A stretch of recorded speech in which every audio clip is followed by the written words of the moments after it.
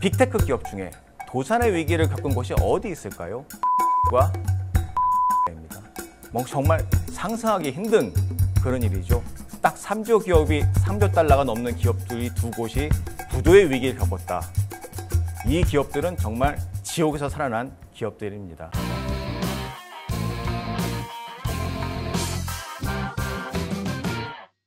안녕하세요. 아시아경제신문의 백종민 기자입니다. 저는 애플 엔비디아 쇼크웨이브라는 책을 저술을 했습니다. 제가 가지고 있는 애플과 엔비디아의 지식 여러분과 함께 나눌 수 있기를 기대해 보겠습니다.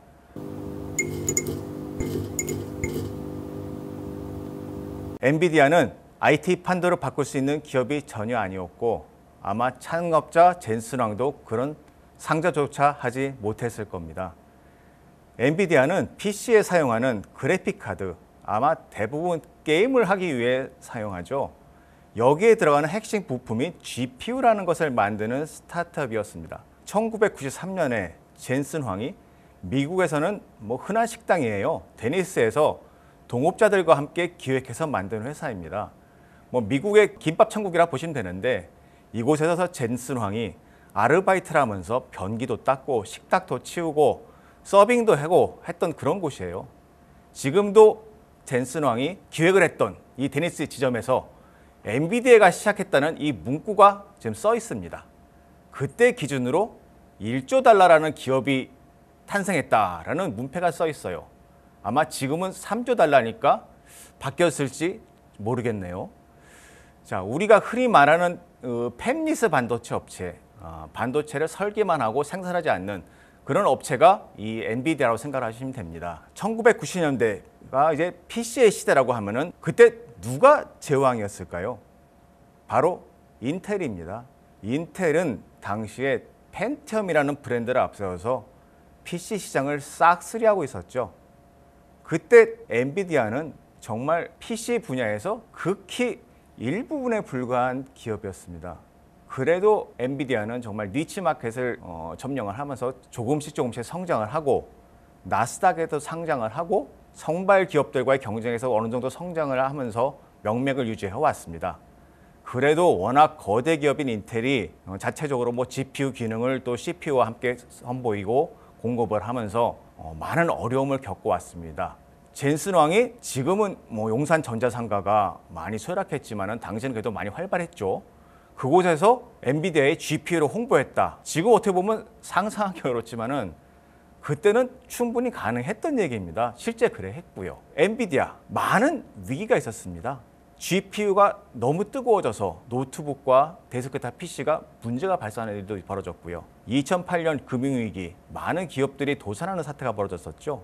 엔비디아도 그 당시에 도산의 위기에 빠졌었습니다. 빅테크 기업 중에 도산의 위기를 겪은 곳이 어디 있을까요? 애플과 엔비디아입니다. 정말 상상하기 힘든 그런 일이죠. 딱 3조 기업이 3조 달러가 넘는 기업들이 두 곳이 부도의 위기를 겪었다. 이 기업들은 정말 지옥에서 살아난 기업들입니다. 자, 엔비디아가 지금처럼 AI 시대의 기회를 잡은 것은 참 어쩌보면 우연이고 다르게 생각한다면 젠슨의 집념이라고 저는 생각합니다. 과거에는 CPU, 즉 컴퓨터의 성능으로 모든 계산을 해야 한다고 생각하던 시절이었습니다. 그런데 일부 AI 학자들이 엔비디아의 칩으로 연구를 해서 큰 성과를 낼 수 있다는 것을 알아냅니다. 이게 변화의 시작이었습니다. 엔비디아의 모든 전력, 부도의 위기에서도 있었던 모든 전력을 옮겨가는 거죠. 일례를 하나 보여드리겠습니다. 2016년에 젠슨 황이 직접 엔비디아가 만든 슈퍼컴퓨터 DGX를 오픈 AI에 들고 찍은 기념사진이 있습니다. 챗GPT가 유명세를 탄 게 작년 초부터죠. 벌써 7년 전에 AI가 될 거라는 것을 알고 젠슨이 나선 겁니다. 젠슨의 선제적인 투자는 이때 큰 빛을 발합니다. GPU를 활용할 수 있는 쿠다라는 소프트웨어 언어예요. 이 쿠다가 지금 GPU와 함께 엔비디아를 이끄는 쌍두마차가 된 겁니다. 이제 엔비디아는 단순히 GPU를 만드는 반도체 기업이 아니에요. 많은 기업과 정부가 엔비디아 칩을 따라잡겠다고 나서고 있는 상황입니다. 그런데 이 회사는 이미 AI 연구, AI 활용, 관련 소프트웨어까지 AI 관련된 생태계에 엄청난 투자를 진행해 놨습니다. GPU에서도 이미 새로운 로드맵도 공개해 놨죠. 10년 이상 이 분야에서 전력을 쏟아부은 기업을 쉽게 따라가기 어려운 것이 당연하지 않을까요?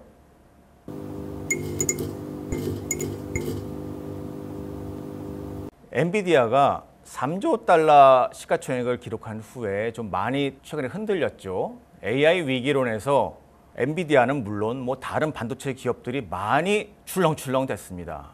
그 위기는 아마 월가에서 시작됐죠. AI 투자를 한 빅테크들이 수익을 확보하기 어려울 거라는 이런 전망들이 반도체 기업들을 많이 흔들었습니다.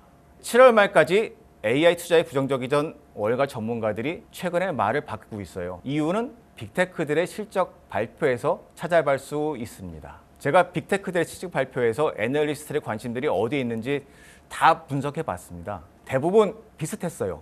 대부분 애널리스트의 질문은 한 군데로 꽂힙니다. AI 투자를 얼마나 할 것이냐라고 질문을 했죠. 지금 질문을 받은 기업들은 대부분 AI와 클라우드 사업자들입니다. 이구동성으로 엔비디아 칩을 공격적으로 사들이겠다고 선언을 했습니다. 엔비디아보다 저렴하게 이번에 GPU를 팔겠다고 선언한 기업이 또 하나 있었죠. 인텔입니다. 인텔의 실적이 어땠죠? 정말 처참하게 무너졌습니다. 인텔이 얼마 전까지 30달러 정도 주가를 유지했었는데 이번에 실적 발표하고 20달러 떨어지는 정말 엄청난 어닝 쇼크를 보여줬었습니다. 이 경쟁이 안 된다는 얘기죠. 그동안 워낙 엔비디아 칩을 구하기도 힘들었고 비싸다 보니까 최근에는 AMD도 판매 확대가 좀 이루어지고 있고 이번 실적에서도 성과가 있는 것이 드러났습니다. 아마 엔비디아의 독주가 계속 되겠지만은 과거 인텔이 AMD의 추격을 일부러 허용한 전례가 있습니다. 아무래도 이게 워낙 이 독과점이라는 문제가 있기 때문에 아마 엔비디아도 AMD의 추격을 어느 정도 좀 허용하지 않을까라는 생각도 좀 듭니다. AMD도 이 기회를 좀 따라갈 것이고요.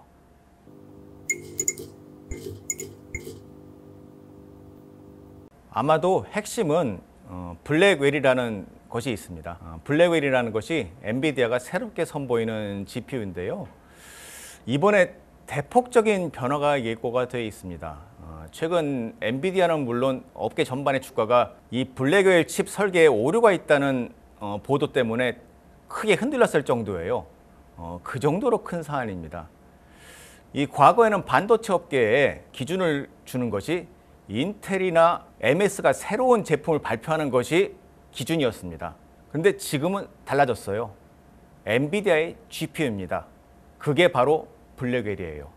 이번엔 블랙웰이라는 이 GPU가 화제를 모으는 것이 기존 칩의 한계를 벗어난 새로운 시도라는 점에서 엔비디아도 그렇고 구매처들도 큰 기대를 하고 있습니다. 이 구매처들이라는 것은 거대 기업들이죠.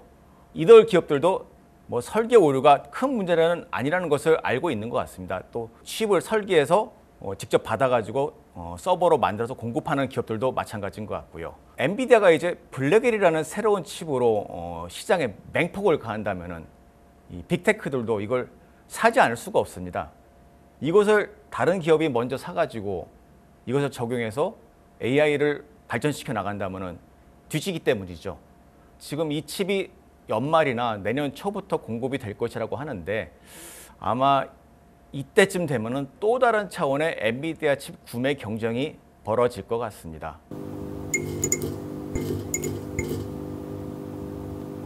반도체 업계에서 지금 인텔은 상황이 정말 어렵습니다. 제가 얼마 전에 다녀왔던 대만에서 열렸던 컴퓨텍스 2024 행사에서 인텔의 CEO가 삼성을 추격하고 추월하겠다고 말했지만은 추월이 아니라 오히려 그쪽이 지금 몰락할 수 있는 상황입니다. 특히 CPU는 AMD에게 추격을 허용을 했고요. 또 최근에 신뢰성 문제가 생겨서 고객들에게 신뢰를 굉장히 많이 잃었습니다. 아마 근본적인 변화가 있기 전까지 인텔의 회복이 쉽지 않아 보입니다. 퀄컴이라는 또 기업이 있죠. 우리가 참 많이 쓰는 이 갤럭시 폰에 들어가는 이 반도체 칩을 만드는 회사입니다. 이 회사는 과거에 통신용 반도체를 주로 만들었습니다. 그런데 지금은 안드로이드 스마트폰에 들어가는 칩을 주로 만들죠. 근데 지금은 PC용 칩으로까지 영역을 확대 중입니다. 이 회사가 마이크로소프트와의 낙점을 받아가지고 최근에 AI PC에서 큰 활약을 하고 있습니다. 과거 마이크로소프트가 인텔과 함께 윈텔이라는 이름으로 굉장히 시장을 쥐락펴락했죠. 근데 이 마이크로소프트가 퀄컴의 손을 잡고 있습니다. 아마 굉장히 많은 활약을 앞으로 할 것으로 기대가 됩니다. 자, 우리가 또 꼭 빼놓지 않고 말해야 되는 기업이 있죠. 이 대만의 TSMC, 이 지금 현재 반도체 분야에서 이 회사를 거론하지 않고 반도체 산업을 얘기할 수가 없습니다. 정말 우리가 부러워하는 기업이죠. 엔비디아, 퀄컴, AMD 모두 TSMC에서 칩을 공급을 받고 제조를 하고 있습니다. 반도체 위탁 생산 파운드리, 정말 이 새로운 산업을 만들었고요. TSMC가 한때는 삼성과 또 경합을 했었지만은 애플이라는 고객을 확보하면서 정말 규모를 키웠고, 지금은 AI라는 날개를 달면서 급부상을 정말 멈추지 않고 있습니다. 다만 하나가 문제되는 것이 지정학적 요인과 정치적 요인이 있습니다. 도널드 트럼프 공화당 대통령 후보가 당선을 할 수 있느냐 없느냐가 좀 문제가 되고 있죠. 트럼프는 대만과 TSMC에 굉장히 부정적인 사람입니다. 트럼프가 당선됐을 경우에 TSMC가 영향을 받을 가능성이 큽니다. 이 경우 대만이 어떻게 대응할지, TSMC가 트럼프에게 어떻게 로비를 할지를 지켜보는 것이 사실 굉장히 중요합니다. 중국에서는 화웨이가 굉장히 중요한 플레이어입니다. 화웨이는 사실 통신 기업입니다. 통신 장비를 만든 기업인데, 미국에서는 이 화웨이를 굉장히 주목하고 지금 제재를 하면서 규제를 하고 있습니다. 그럼에도 이 화웨이는 지금 굴하지 않고 엄청난 자금을 들여가면서 미국에 맞서고 있죠. 지난해에는 화웨이의 자회사들이 미국에 맞서는 반도체 칩을 만들어서 전화기를 만들어냈고요. 최근에는 엔비디아를 대체할 수 있는 GPU를 개발했다는 보도가 나왔습니다. 중국 기업의 이런 성과를 100% 신뢰를 할 수 없지만은 미국 기업들도 이런 것들이 굉장히 무섭다는 것을 알고 있습니다.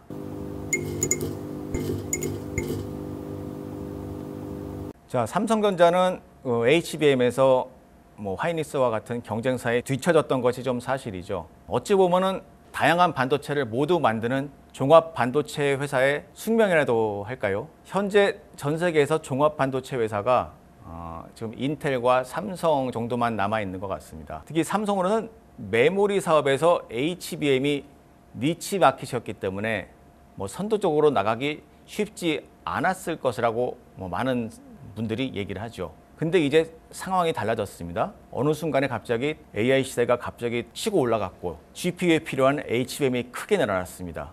젠스랑 같은 경우도 기자회견에서 삼성의 메모리가 필요하다는 것을 직접 언급을 했고요. 그리고 앞에서도 언급을 했지만은 이 블랙웰이 출시가 된다면은 더 많은 HBM 메모리가 필요하게 됩니다. 공급이 부족하기 때문이죠. 자, HBM만이 또 아닙니다. 이제 또 애플이 아이폰 16을 내놓게 됩니다. 아이폰 16의 특징은 애플 인텔리전스, 애플의 AI가 들어가게 되죠. 여기에 기본이 되는 것이 메모리가 반도체가 늘어나게 됩니다. 과거에는 애플은 메모리 반도체를 굉장히 짜게 쓰는 짠돌이라는 오명이 있었습니다. 근데 이제 AI를 사용하게 되기 때문에 메모리를 더 늘려야 돼요. 그렇다면 메모리를 더 사들여야 됩니다. 당연히 하이닉스와 삼성전자 메모리 공급이 늘어날 수밖에 없습니다. 자, 우리 반도체 산업 여전히 일단 아직은 메모리 반도체가 중심이죠. 이 중심을 잘 잡아야 하는 것이 우리 반도체 업체의 숙명이고, 그 속에서 또 기회가 온다는 것이 우리 반도체 업계가 가지고 있는 기회입니다.